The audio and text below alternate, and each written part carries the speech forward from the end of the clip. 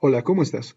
Espero que te encuentres muy bien y muy cómodo. En esta oportunidad nos inmiscuiremos en el segundo tema del libro que nos habla de la tecnología de la biología celular y molecular. Soy el doctor Eddie Edgar y te estaré acompañando en esta travesía que tiene por objetivo tu ingreso a la Facultad de Medicina. Básicamente este tema trata del microscopio y el microscopio que se desarrolló en primer lugar es el microscopio óptico, compuesto por un sistema de lentes que ha permitido el descubrimiento de las células y el desarrollo de teorías que indican que todos los seres vivos estamos formados por células.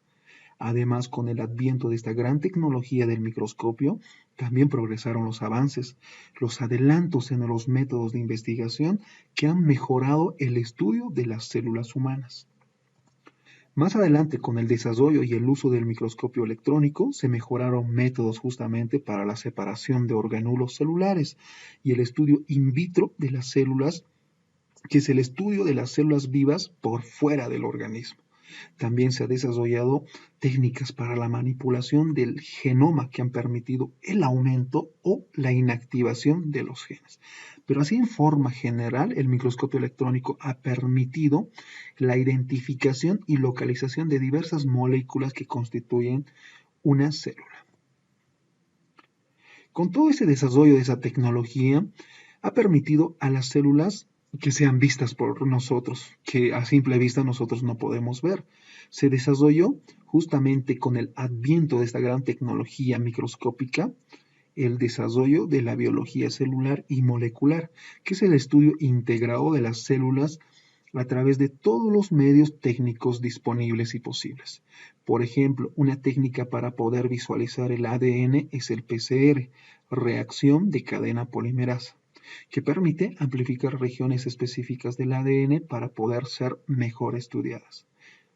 Pero ya pasándonos a un tema completamente relacionado, diremos, para poder visualizar al microscopio un tejido, lo primero que debemos realizar es la preparación. Y por ello nace esta pregunta. ¿Cuál es el objetivo? ¿Cuál es el fin de la preparación? Y aquí tenemos la respuesta que nos indica mantener las células con la misma estructura microscópica y con la misma composición química que tenían cuando estas células estaban vivas. Y los pasos que existe para tal preparación son la fijación, no se olviden, la microtomía y por último está la tinción que nos indica el libro. Pero antes de todo eso, nosotros debemos tomar el tejido del paciente con los métodos específicos para la extracción de la parte anatómica que queremos estudiarla y visualizarla en el microscopio. Y después realizar todos los pasos que hemos mencionado, como ser la fijación, la microtomía y la tinción. Ya ingresando en el primer paso para la preparación del tejido, que es la fijación, y es un método que se coloca una sustancia fijadora al tejido para evitar cambios celulares del tejido. Y los fines de la fijación van a ser evitar la autólisis o evitar la muerte celular por sus propias enzimas o la degradación de la célula por sus propias enzimas.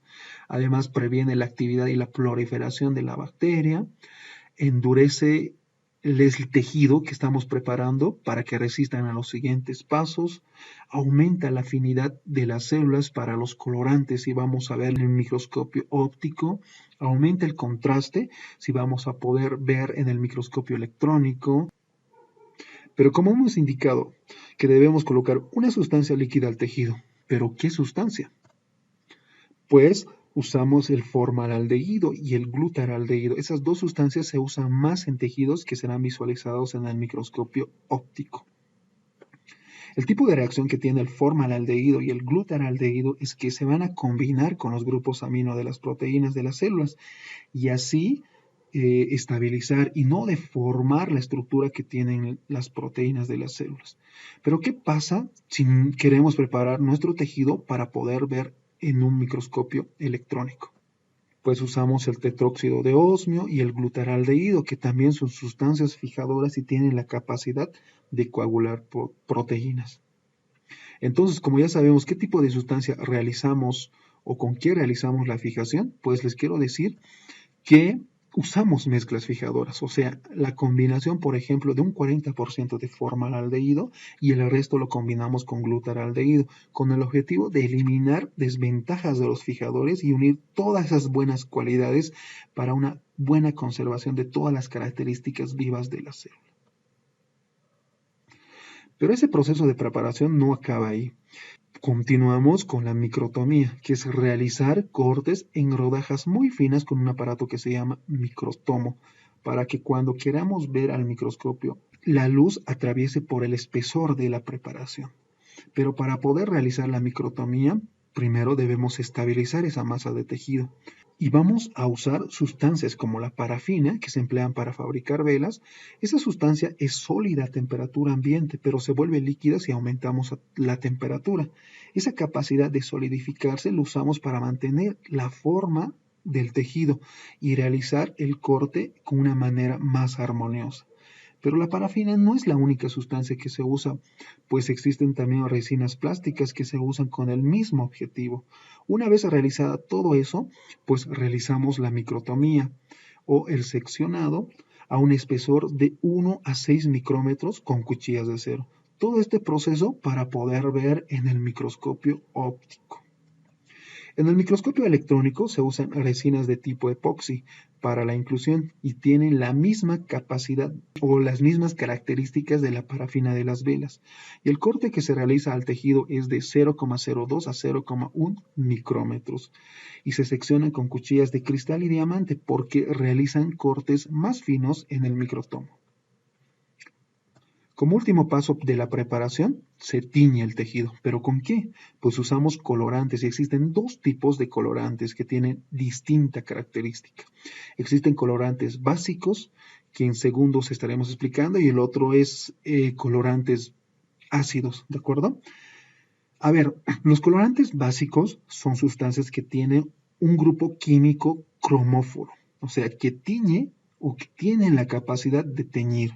O sea, tiene una carga catiónica o positiva que reacciona y se combina con estructuras intracelulares aniónicas o negativas. Y esas estructuras que tienen esa carga negativa son los ácidos. Por ejemplo, mencionamos el ácido nucleico, que son el ADN o el ARN. O sea, los colorantes básicos se combinan con estructuras ácidas de la célula. Y si se combinan y tienen afinidad con los ácidos, esas estructuras ácidas lo denominamos basófilo. El azul de tubulina, el azul de metileno y la sustancia más conocida y más usada es la hematoxilina. Todos estos colorantes son básicos que se combinan con estructuras ácidas de la célula. Por otro lado tenemos los colorantes ácidos que tienen el grupo cromóforo aniónico, o sea, negativo, que se van a combinar con estructuras básicas que tienen carga positiva, y estamos hablando de proteínas plasmáticas, que son acidófilas porque tienen la capacidad, porque tienen la afinidad a los colorantes ácidos. Los ejemplos de los colorantes ácidos son la eosina, es la más usada, el orange, la fucsina ácida. En fin, todo este proceso que hemos mencionado y se usan para la preparación de un tejido con el objetivo de que sean mejor vistas por un microscopio y así poder distinguir las estructuras que tiene la célula.